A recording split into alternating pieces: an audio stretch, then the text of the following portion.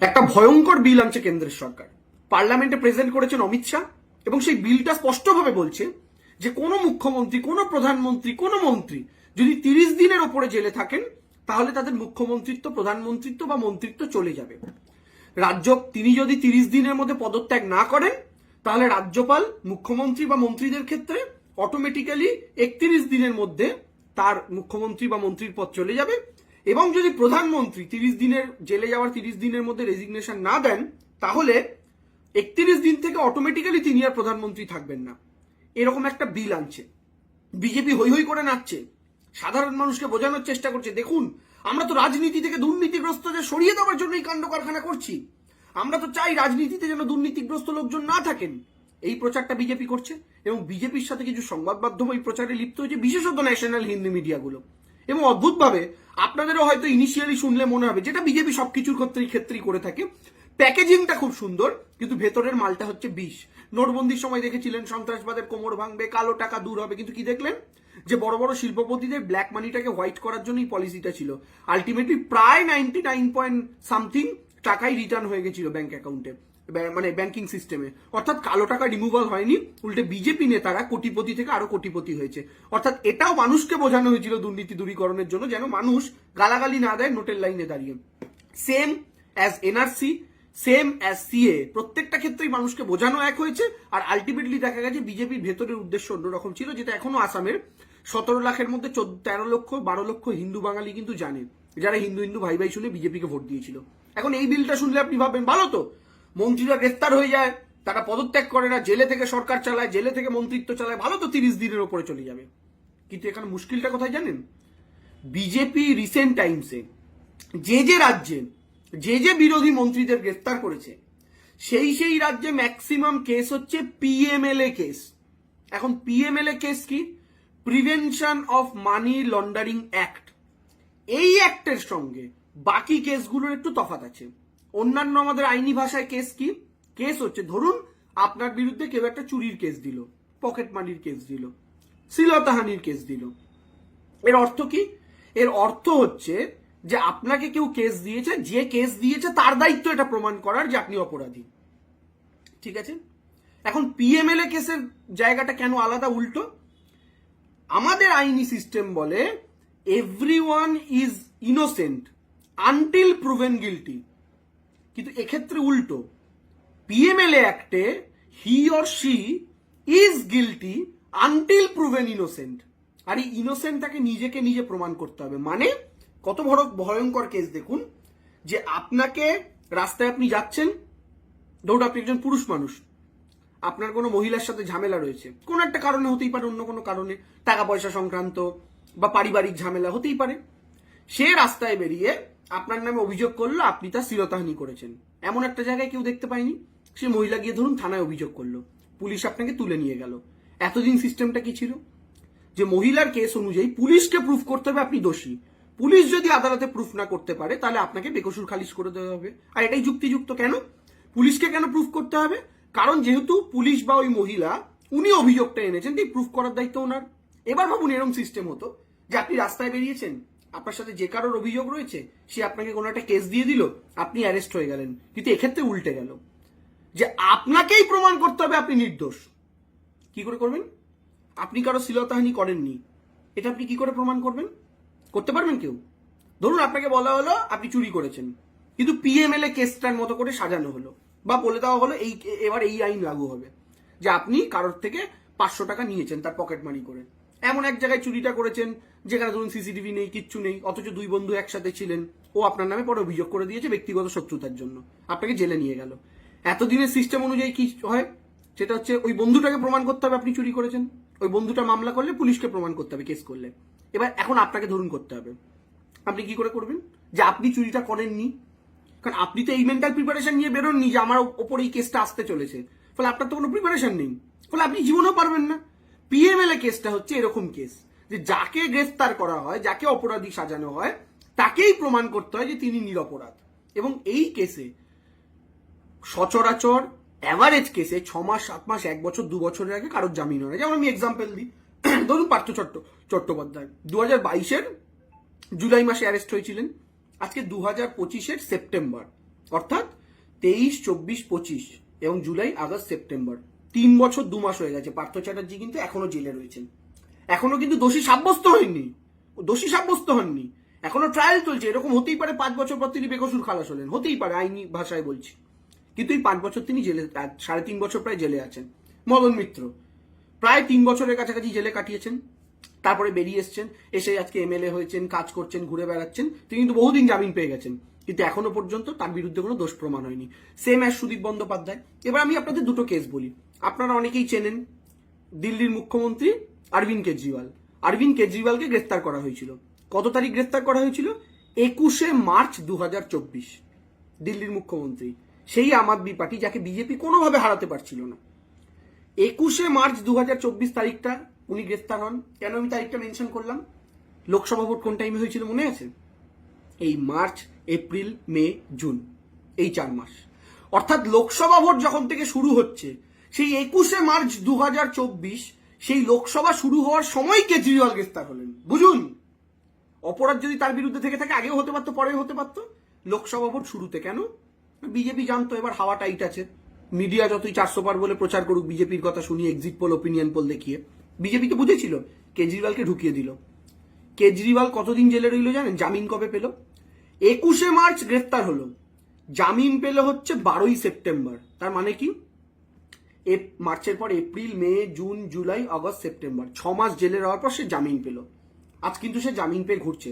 2024 September থেকে আরেকটা September আসছে, অর্থাৎ 1 বছর হয়ে গেল অরবিন্দ কেজরিওয়াল ফ্রি হয়ে গেছেন।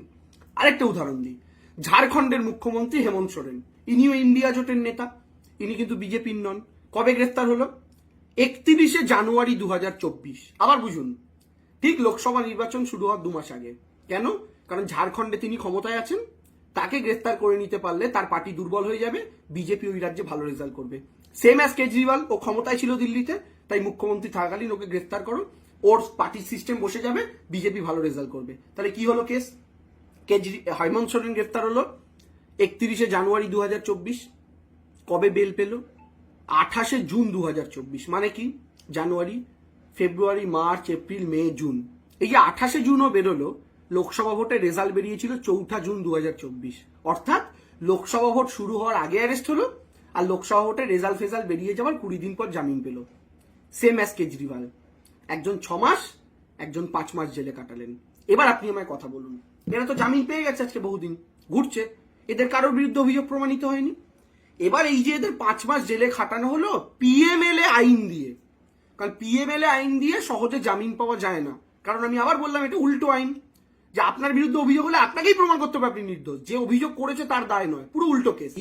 এখনো পর্যন্ত আমি আপনাদের একটা তথ্য দিই, ধরুন 28 জন এমন নেতা নেত্রী যারা বিরোধী দল করতেন, তাদেরকে ইডি সিবিআই দিয়ে বিজেপি গ্রেফতার করিয়েছিল। ঠিক আছে?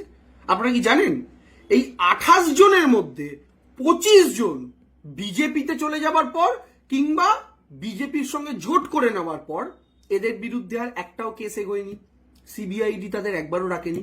28 জনের মধ্যে 25 জন। এই অঙ্কগুলো আমি কেন বলছি? কারণ এই যে ধরুন কেজরিওয়াল 6 মাস অ্যারেস্ট হইলেন, হেমন্ত সোরেন 5 মাস অ্যারেস্ট হইলেন, মদন মিত্র 3 বছর অ্যারেস্ট হইলেন, জ্যোতিপ্রিয় মল্লিক এখনো অ্যারেস্টেড, সুদীপ বন্দ্যোপাধ্যায় অ্যারেস্টেড ছিলেন, তাপস পালকে তো অ্যারেস্ট করে মেরেই দিল লোকটাকে, লোকটা বেরিয়ে মরেই গেল অসুস্থ হয়ে। ঠিক আছে? এই যে বিভিন্ন, এটা পশ্চিমবঙ্গের বলে আপনারা এত এক্সাম্পল জানেন, অন্যান্য রাজ্যে দেখুন মুখ্যমন্ত্রীকে তুলে নিচ্ছে, ছুটখাট মন্ত্রী নয়, চিফ মিনিস্টারকে তুলে নিচ্ছে। এবার আপনি আমার একটা কথা বলুন, এই আইনটা যদি পাশ হয় তাহলে বিজেপি কি করবে? বিজেপি তো কেস প্রমাণ করার দরকার নেই, কারণ কোন রাজ্যেই কোনো বিরোধীর বিরুদ্ধেই ওরা 14 বছরে কেস প্রমাণ করতে পারেনি, 10-12 বছরে। ওদের কেস প্রমাণ করার উদ্দেশ্যও নয়, ওদের উদ্দেশ্য ছিল জেলে ঢোকাও, ঢুকিয়ে ভয় দেখাও, হয় জেলে ঢোকানোর ভয় দেখিয়ে পার্টিতে নিয়ে আসো, যেভাবে অজিত পাওয়ারদের করেছিল অন্যান্য দলদের। আর সেটা যদি, যেমন শুভেন্দু, নারদার কেস ছিল, সারদার কেস ছিল, ওকে ভয় দেখিয়েছিল জেলে ঢোক নাহলে বিজেপিতে, ও বিজেপিতে গিয়ে এখন পুরস্কার পেয়ে গেছে, জেলে আর ঢুকতে হয়নি। তো যারা স্বার্থান্বেষী রাজনীতিবিদ, যাদের আদর্শ তোয়াক্কা করে না, তারা ভয় পেয়ে চলে যায়, মেরুদণ্ড বিক্রি করে দেয়। তো বিজেপি দেখেছে যে হয় এই পলিসিতে কিছু রাজনৈতিক দলকে নিয়ে আসো, কিন্তু এই রাজনৈতিক দলদের বাকিদেরকে নিয়ে আসতে হলে যে রাজ্যের বিভিন্ন বিরোধী রাজনৈতিক দল আছে, সেই রাজনৈতিক দলগুলোকে ভোটে তো হেরে লড়ে হারানো যাচ্ছে। যেমন তৃণমূল কংগ্রেস ভোটে লড়ে বিজেপি পারছে না, আপনারাও জানেন। 21-এ ট্রাই নিয়েছে, পারেনি। 24-এ ট্রাই নিয়েছে, পারেনি। তো বিজেপির কাছে লাস্ট অপশন কি? যে এভাবে তৃণমূলকে সরানো যাবে না। তৃণমূলের মন্ত্রীদের অ্যারেস্ট করেছে, তাতেও কিছু হয়নি। বিভিন্ন নেতা নেত্রী গ্রেফতার হওয়ার পরও তৃণমূল জিতছে, কারণ মানুষ বুঝতে পারছে এটা বিজেপির চক্রান্ত। বিভিন্ন রাজ্যের মুখ্যমন্ত্রীদের তুলে নিচ্ছে। হেমন্ত সোরেনকে গ্রেফতার করে নিল, হেমন্ত সোরেন আসার পর আগের বার চেয়ে বেশি সিট নিয়ে ক্ষমতায় এলো গ্রেফতার করার পর, ঠিক আছে। চন্দ্রবাবু নাইডু গ্রেফতার হয়েছিলেন, তিনি গ্রেফতার হওয়ার সময় বিরোধী ছিলেন, গ্রেফতার হওয়া থেকে বেরোলেন, বেরিয়ে রাজ্যে ক্ষমতায় চলে এলেন, ঠিক আছে। তো এই জিনিসগুলো হচ্ছে। এবার এই আইনের মাধ্যমে বিজেপি কি করবে? যে যে বিরোধী রাজ্যে কাউকে হারাতে পারছে না, সেই বিরোধী রাজ্যের মুখ্যমন্ত্রীদের বুজুং বাজুং যা হোক আল ফাল কেস দিয়ে পিএমএলএ অ্যাক্টে বা এরকম টাইপের অ্যাক্টে তাদেরকে অ্যারেস্ট করবে। এবার এই অ্যারেস্টের অর্থ হচ্ছে মিনিমাম 5 মাস জেলে থাকতেই হবে, আপনি অপরাধী হন বা না হন, মিনিমাম 5 মাস। আর অ্যাভারেজ ক্ষেত্রে আপনি যদি দেখেন 1 বছর 2 বছর কোনো ব্যাপারই না, মিনিমাম 5-6 মাস বললাম আমি, ঠিক আছে। এবার ভাবুন, মুখ্যমন্ত্রীগুলোকে অ্যারেস্ট করলো, 4-5 মাস জেলে রাখলো, কিন্তু বিজেপি আইনটাই কি বলছে? 30 দিনের ওপরে জেলে থাকলেই তার পথ চলে যাবে। এবার বিজেপি বলবে আমরা তো প্রধানমন্ত্রীরও রেখেছি। আরে আমরা কি ছাগল না আমাদের তার কাটা আছে বলুন তো? আমরা পাগল না আমরা শুভেন্দু? কোনটা? প্রধানমন্ত্রী বিলের মধ্যে প্রধানমন্ত্রী শব্দটা রেখে দেখাচ্ছেন, দেখো বাবু আমি কত নিরপেক্ষ, আহাগো আমার। আরে দাদা, যে প্রধানমন্ত্রী ক্ষমতায় আছে সেই প্রধানমন্ত্রী ইডি সিবিআই কি প্রধানমন্ত্রীকে অ্যারেস্ট করবে? যে দলেরই হোক। কালকে কংগ্রেসের যদি প্রধানমন্ত্রী হয়, সেই কংগ্রেসের প্রধানমন্ত্রী কি ক্ষমতায় থাকাকালীন সিবিআইডি তো তারই আন্ডারে, তো তিনি কি তার প্রধানমন্ত্রীকে কোনোদিন গ্রেফতার করবেন? হবে না তো। ভারতবর্ষে আজ অব্দি কোন কোন প্রধানমন্ত্রীকে গ্রেফতার হতে দেখেছেন? সম্ভব নয়, কারণ গ্রেফতার করলে সিবিআইডি করবে। নিশ্চয়ই কলকাতা পুলিশ গিয়ে মোদীকে গ্রেফতার করতে পারবে না, নিশ্চয়ই ঝাড়খণ্ড পুলিশ গিয়ে অমিত শাহকে গ্রেফতার করতে পারবে না, সম্ভব নয় তো। তো এবার আপনারা আমাকে বলুন, এই প্রধানমন্ত্রী কথাটা জাস্ট ওই বাচ্চাদের ঝুনঝুনি দেখানোর মতো রাখা হয়েছে। তাহলে এই আইনটার মাধ্যমে দুর্নীতি রোধ নয়, এই আইনটার মাধ্যমে বিজেপি কি করবে? বিরোধী রাজনৈতিক দলগুলোকে কবজা করবে, তাদের সরকার তাদের মুখ্যমন্ত্রীদের মাধ্যমে ফেলার চেষ্টা করবে। মানে কি? মানে যে যে রাজ্যে যে যে পপুলার চিফ মিনিস্টার, ধরুন তামিলনাড়ুর ক্ষেত্রে MK. Stalin popular chief minister, তাকে গ্রেফতার করলো, 30 দিন রেখে দিল, তার মুখ্যমন্ত্রী পদ চলে গেল, তারপর তাকে ছিবড়ে করে ফেলে দিল। এবার দোষী প্রমাণিত হোক না হোক, বেকসুর খালাস হোক, কিছু যায় আসে না, পদটা তো চলে গেছে অলরেডি। আর ততদিন জেলের মধ্যে রেখে বিজেপি স্ট্রং কোনো চিফ মিনিস্টার যাদের নেতৃত্বে দলটা চলে, এরকম কাউকে একটা গ্রেফতার করে নিলে তার দলের মোরাল ভেঙে গেল, তার নেতারা চুপসে গেল, ভয় পেয়ে গেল, সেই কাজে লাগিয়ে বিজেপি একটা কু করে একটা অভ্যুত্থান করে এমএলএ কিনে এমপি কিনে ওখানে সরকার করে ফেললো, তারপরে মুখ্যমন্ত্রী জামিন পেয়ে এলো, তাতে কিছু বিজেপির গেল এলো না। This is the system. ওরা এটা করতে চাইছে এটার মাধ্যমে, এবং এটা সকল শুভবুদ্ধি সম্পন্ন মানুষের বোঝার দরকার। এই আইনটার বিরোধিতা সেই কারণে সর্বাত্মকভাবে করা দরকার। যদিও বিজেপি আইনটা বলবৎ করতে পারবে না, তার কারণ হচ্ছে এই আইনটা করা মানে হচ্ছে কনস্টিটিউশনে অ্যামেন্ডমেন্ট করতে হবে, অর্থাৎ সংবিধানে বদল ঘটাতে হবে। আর সংবিধানে বদল ঘটাতে হলে আপনার 2/3 কাছাকাছি মেজরিটি লাগে। তো এই মুহূর্তে তো বিজেপি একাদমেই মানে সিঙ্গেল লার্জ আপনার সংখ্যাগরিষ্ঠতা নেই, একক সংখ্যাগরিষ্ঠতা 272, সেখানে বিজেপির 240, সেটা 2/3 তো অনেক দূরের কথা। ফলে বিজেপির দ্বারা এটা করা সম্ভব নয়। বিজেপি এটা এখন কেন করলো? এই মানুষের কাছে একটা ফিরকি দেওয়া, দেখো আমরা চুরির বিরুদ্ধে লড়তে চাইছি, বিরোধীরা চাইছে না। কিন্তু আসলে গল্পটা অন্য, আপনারা বুঝতে পারছেন। আরেকটা কারণ কি? এই এসআইআর নিয়ে মানুষের মনের মধ্যে যে ক্ষোভ, এই যে বিহারে বিজেপি প্রায় হারার মুখে দাঁড়িয়ে রয়েছে, এই যে সব রাজ্যে মানুষ ক্ষিপ্ত, বাংলায় বাংলা বাঙালিদের ওপর অত্যাচার চলছে, গোটা দেশে কেন্দ্রের সরকারের বিরুদ্ধে মানুষ একদম ফুটছেন, এই মুহূর্তে দেশে ভোট হলে বিজেপির 120 সিট পেরোনো মুশকিল আছে। এইরকম পরিস্থিতিতে দাঁড়িয়ে মানুষকে একটু বিভ্রান্ত করে দাও, এবং স্বাভাবিক এরকম একটা বিল আনলে বিরোধীরা চুপচাপ থাকবে না, বিরোধীরা কথা বলবে। এই যে দেবাংশু ভিডিও বানাচ্ছে, এসআইআর নিয়ে এতদিন ভিডিও দেখছিলেন, আমার আজকে এটা নিয়ে করতেই হলো, কারণ এটা করতেই হবে এমন একটা ইস্যু, এবং সেটা বিজেপি জানে, করবেই, লোকে কথা বলবেই। মমতা বন্দ্যোপাধ্যায় প্রতিবাদ করবেনি, অভিষেক বন্দ্যোপাধ্যায় প্রতিবাদ করবেনি, সমস্ত বিরোধীরা করবেনি। যখন এগুলো নিয়ে আলোচনা হবে তখন এই এসআইআর সরে যাবে, এনআরসি সরে যাবে, বাংলা বাঙালির অত্যাচারের ইস্যু সরে যাবে।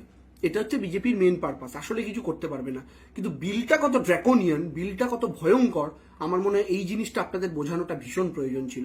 এবং সেই কারণে আমি আপনাদের বলছি, বিজেপির যদি দুর্নীতির বিরুদ্ধে লড়াই থাকতো, যে শুভেন্দু অধিকারীর নারদার ভিডিও বিজেপি তার পার্টি অফিস থেকে দেখিয়েছিল, সেই শুভেন্দুকে কি দলে নিত? Yes or no? Ask yourself. বিজেপির যদি দুর্নীতির বিরুদ্ধে লড়াই করার থাকতো, যে অজিত পাওয়ারের বিরুদ্ধে 70,000 কোটির দুর্নীতির কথা বিজেপি বলেছিল, তাকে মহারাষ্ট্রের উপমুখ্যমন্ত্রী বানাতো? Yes or no, ask yourself. বিজেপির যদি দুর্নীতির বিরুদ্ধে লড়াই হতো, যে হেমন্ত বিশ্ব শর্মাকে নিজেরা সারদার চোর বলেছিল হেমন্ত কংগ্রেসে থাকাকালীন, সেই হেমন্ত বিশ্ব শর্মাকে নিজেদের দলে যোগ করিয়ে 2016-তে স্বাস্থ্যমন্ত্রী আর আজকে 2021-এর পর থেকে মুখ্যমন্ত্রী, বিজেপি কি বানাতো? Ask yourself. এই সবকটা প্রশ্ন যখন আপনি করবেন, অনেক উদাহরণ আছে, আমি বড় বড় 3টে উদাহরণ দিলাম, সব উত্তর আপনারা পেয়ে যাবেন। ফলে বিজেপির ইন্টেনশন কি আর বিজেপি কি অ্যাডভার্টাইজমেন্ট করে, এইটার ডিফারেন্স আজকে ভারতবর্ষ এবং বাংলার মানুষ বুঝতে শিখে গেছে। The difference between advertisement and actual thought, এই তফাৎটা আপনারা বুঝুন। সেই জন্যই আপনাদের কাছে অনুরোধ, মানুষের কাছে সঠিক বার্তাটা পৌঁছে দিন। Thank you very much.